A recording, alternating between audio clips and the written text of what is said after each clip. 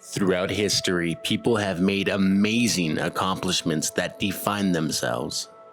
Now, it's our turn to tell those accomplishments, to tell his story, her story, their story, and even your story. With Mike Wexler. And welcome to Your Story with me, Mike Wexler. Thank you guys so much for tuning in. I have a special guest. I mean, this guy has done it all. I've seen this work for 10 plus years, doing interviews with wrestlers, with celebrities.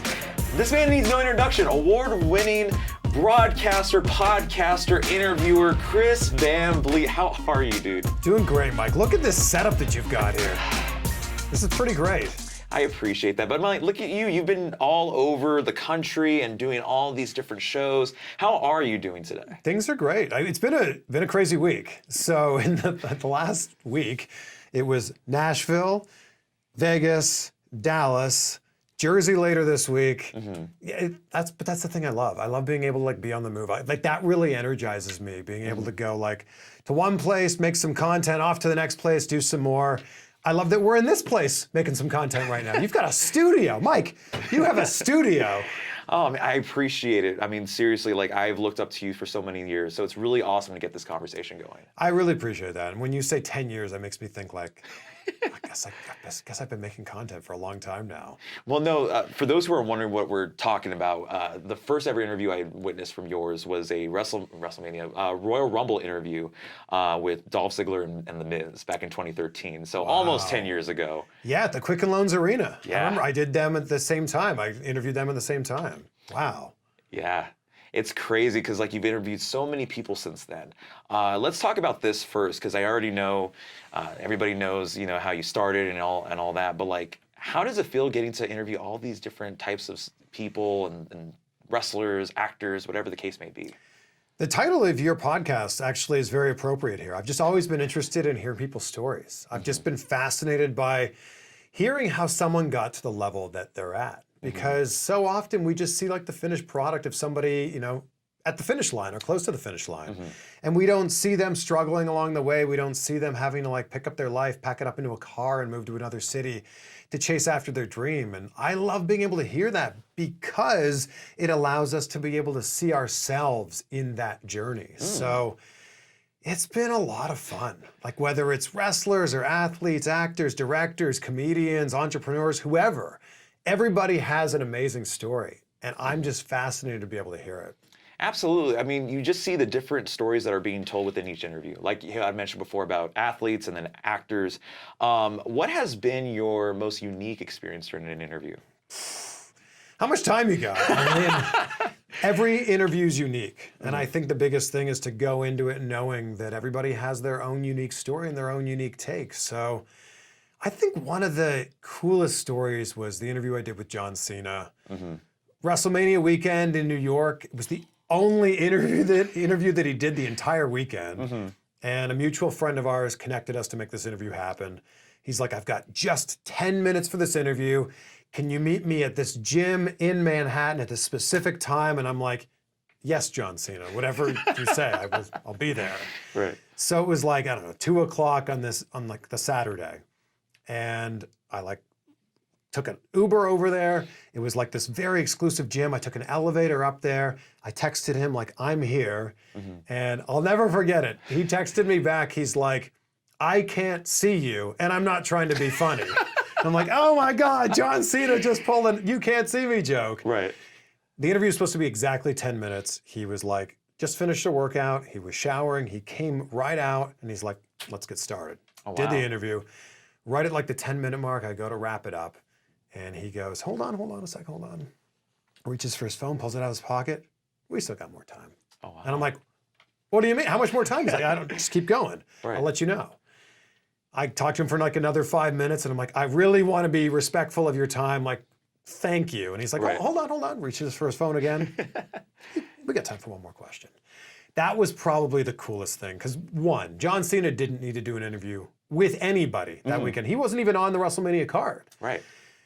Then he ended up coming out and surprised everyone. Remember, he came out in the Yankees jersey and that whole thing. Mm-hmm. but he didn't need to do an interview. He certainly didn't need to extend it once or twice. So he was so kind. He's always been so kind to me. So that was probably one that really sticks out for me. Absolutely. I mean, you talk about that name, John Cena. You've interviewed The Rock. You've interviewed so many of these like celebrities. One thing I do want to talk about is just your style of conversation of every interview that you do. You don't necessarily have like, okay, question number 1, do you want to do this? Question number 2, you want to do this? You make it so genuine and so casual. Has that always been a style for you, or where was that coming from? It's certainly something I've always aspired to have, but it's funny when, like, look, in our everyday lives, we have conversations all the time and don't think twice about it at all. Right. As soon as we call it an interview, all of a sudden you start getting freaked out. So early on in my career, when I was doing interviews for the first news station that I worked at, or the first time I was working as a TV host or an entertainment reporter, you'd kind of get in your own head about like, okay, it's an interview, they want to promote this album or this movie, and you would like overthink it. And I think a big mistake people make early on is thinking of it as an interview in terms of like questions and answers. Right. And there was this TV host in Canada who I really looked up to named George Stroumboulopoulos, and he was so good at making conversations flow so well. Right. And I really looked up to him and the idea that he wasn't always ending every question with a question mark. Sometimes it was just like something like, hey man, things have been going pretty well for you. And then the conversation just kind of flows from there. So I always tried to find a way to just make a conversation sound natural. Because if you and I were to bump into each other at the grocery store, I wouldn't be like, okay, I'm going to ask Mike this question. And as he's answering that, I'm going to then be asking this question next because that's the next question that makes the most sense. Right. I'd be present in the moment and I'd be going, hey man, so how's everything been with you? And then I'd be listening to you and going, oh, that thing you said is now informing the next thing that I'm going to say. And I think a lot of people don't do that. So I've always been so fascinated to have actual conversations. And I'm so grateful now that podcasts allow you to have long form conversations for half an hour, or beyond. And you can actually like let those conversations breathe and be natural. Absolutely. I mean, when I started my podcast way back when, it was awesome to really kind of see that progress into just regular conversations like me and you are doing right now. It's really awesome to see just getting to hear their stories and really picking little here and there of like, oh, well, Chris did this, Chris did that. Oh, Chris did this recently. Let's talk about that and stuff like that. I went to an acting class, and the very first day that I got there, the acting teacher was like, all right, before you met anybody, he was like, all right, Chris, get in front of the class and you got 1 minute. Tell us about yourself. Don't tell us what school you went to. Don't tell us what town you grew up in, and don't say or ah, go. And I was like, everybody, because I was in that acting class for a while, the first thing they would do is, my name's Chris. And then you would do your whole thing, and you would be like, so I do this for a living. And then at the end of it, he would go, okay, 12. And you're like, what? You said or ah 12 times in a minute. And ever since that was in my mind, I started going, oh my gosh. I'm going to try to remove that as much as possible from especially all the on-camera stuff that I'm doing, but as much as I can in an interview too. Trying, it's very hard, but trying to not put the ums and ahs in there. And I feel like that made it feel more like an authentic conversation too. Yeah, it's really hard, especially for like people that are going into the business, right? Of like trying to not say like even me, sometimes I have to kind of think to myself, I can't say And look, it's a natural thing to do. Right. So like, don't beat yourself up if you watch back one of your interviews and see that you're saying or ah, but I just became so aware of it because it was brought to my attention. And I'm like, okay, I'm gonna try to not do that as much as possible. Right, and I do want to point this out too. I don't think you realize, but you're the foundation of the forefront of like broadcasters and interviewers and podcasters. Because like ever since you started with the YouTube channel, just before the CVV clips, which you guys could go check out, by the way. Please. Which has a lot of views just based on moments of your interviews. I feel like that a lot of these interviewers have been inspired, especially myself included, because of Chris Van Vliet. I certainly was not the first person to ever do a podcast or do a wrestling interview. Let's just put that out there. I think that Colt Cabana and certainly Conrad Thompson were really leading the way. What I was able to do, and I was also able to do this with people like Sam Roberts or Peter Rosenberg, we had access. We were working in, call it, quote unquote, mainstream media. Right. We were already interviewing actors and celebrities and athletes and comedians. Every once in a while, WWE or Impact Wrestling would come to town. We had the access through the TV station or radio stations we were working at. It's like, oh my gosh, I can talk to Daniel Bryan or Jack Swagger or Seth Rollins or whomever. Why not throw that into the mix of all the other interviews that we're doing? And I was actually really inspired by guys like Peter and Sam early on who were taking those interviews and putting them on YouTube. And I was going, oh, there's a market for this. Actually, Ariel Helwani was like, he was a real early adopter of this. He would get press credentials, go to these UFC events, and was doing that for these UFC events really early on. And I went, I wonder if I can do that for wrestling. And then I feel like as podcasting and YouTube started to become a little bit more mainstream, there was a lot of other people that started to do it. I always say the best thing about podcasting is anybody can do it. And the worst thing about podcasting is anybody can do it. Like the barrier of entry is pretty low, but I think that with the barrier of entry being low, you've got to do a lot to make yourself stand out from anyone who can literally take out their phone, hit record, and start making a podcast. Right. So I think it was really important as I had that access to kind of just keep the momentum going and to try to do as many of those as I could. Right, and I'm very curious too, because like the pandemic had hit, right? The March of 2020, and really no one was doing anything. But then little by little, you were seeing 1 million plus podcasts, virtual. You know, did you feel like during that time it was harder to produce content, harder to get those numbers going? I think there were pros and cons. I'd never done a virtual interview up to that point, ever.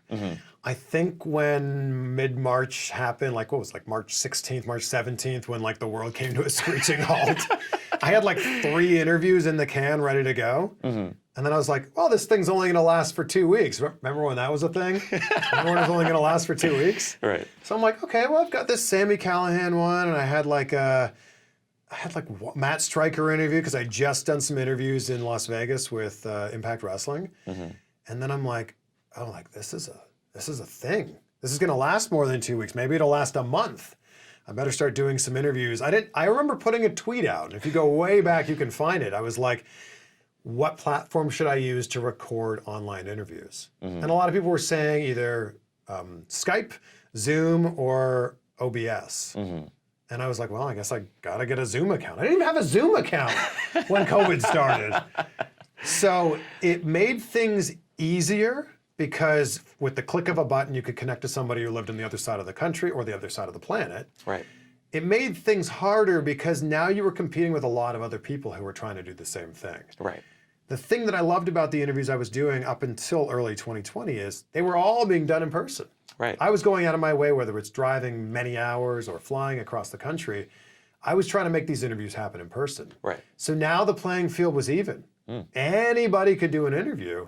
So I was like, well, I just got to do more of these, I guess. And I went from doing like 1 a week to 2 a week to now 3 a week. And I was just like, let's just bump this up as much as we can. Yeah, I mean, it was really cool how you were able to like establish yourself in a world where everybody was online. But as our conversation before the podcast had happened, it's truly something special with interviews that are in person. You know what I mean? Like that conversation, like you had mentioned before, of like just having like, in a sense of like us having dinner or something like that. I was having a really interesting conversation with someone recently, and I was like, if you just met someone on FaceTime or Zoom, did you really meet them? And we were both like, that's a really good question. Like, because if you were just dating someone and you never actually met them in person, would you say that you've met that person? And I think the answer would be a resounding, no, you haven't met them. Right. But did you really meet someone if you just did a Zoom interview or you just FaceTimed with them? And I still think to this day, like, kind of, but you met like a two-dimensional representation of them on a screen. Right. Nothing beats being able to shake someone's hand. Nothing beats being able to give someone a hug, feel their energy. Right. So that's why if I'm given the option to do an interview in person or over Zoom, I will choose in person 100% of the time. Oh yeah, absolutely. I feel like that, even with these kind of interviews and stuff like that, it's like having that reaction from the other person, or seeing their vibe, or seeing how comfortable they are or uncomfortable that they are. You can really tell that easily, whereas online, we're like, okay, maybe he's kind of faking it to making it, but... Or how many other windows do they have open? Like, are Right. they also checking emails while I'm like asking a question? I don't know. Right, or are they on a Zoom class or something while I'm Who knows? Who knows? And like, the thing that always happens when you shake someone's hand in person after knowing them online for a long time, you always say the same thing. You always say, it's so great to finally meet you in person.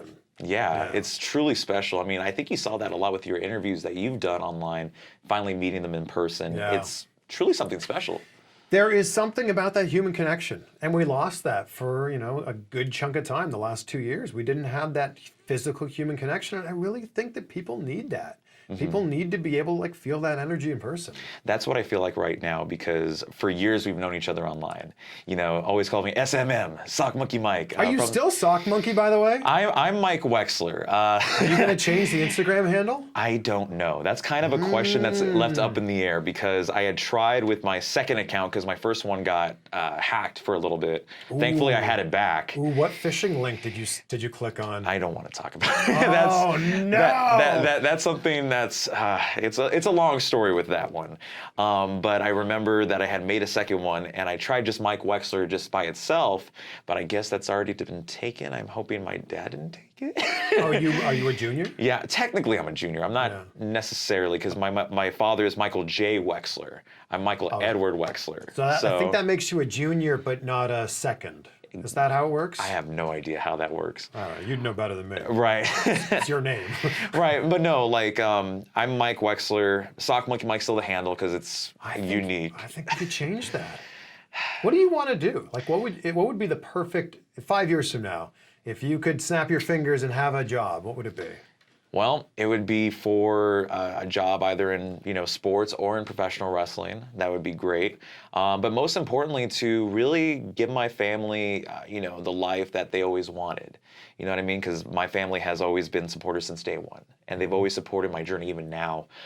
So being able to give back and say thank you, you know what I mean, and maybe give them a house or something along those lines would be perfect. My agent said something to me years ago. He said, "Whose career do you wish you had?"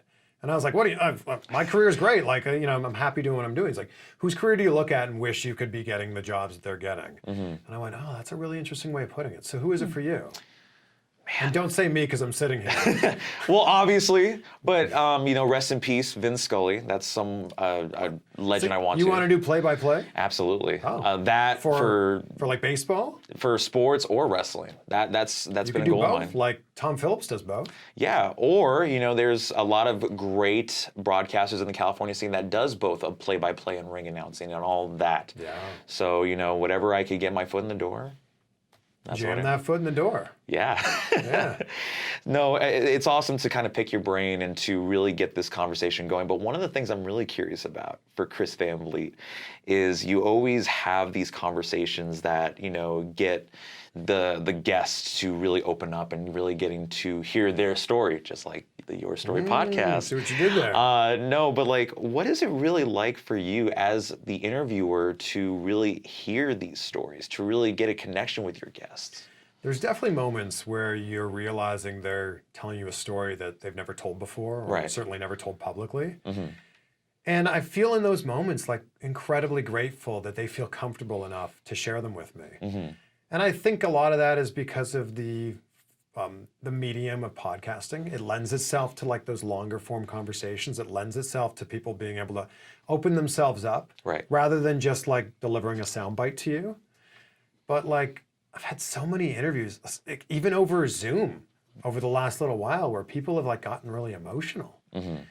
And I don't feel like I'm asking hard-hitting questions, but we dig deep enough, we peel back the onion enough that people eventually start telling you stories that maybe they weren't planning to share. Ken Anderson was brought to tears in the interview we had recently. I interviewed comedian Joe Coy last week. Right. He cried during our interview. And it's not my goal by any means. I'm not going into this like Barbara Walters trying to get someone to cry, but it makes me feel special that they trust me enough to be able to tell me that story, and then trust me enough to be able to put that out on my YouTube channel or my podcast. So it's special when that happens. Absolutely, especially like, getting that raw emotion like we talked about before. One thing I'm curious too, and we talked about it again before the interview. I apologize to the to the crowd for not hearing that conversation. They don't know. But I want to talk about just how much advancements in a sense that you've made with technology and social media. Like we had talked about like the advantage of shorts, of YouTube Shorts and Instagram Reels.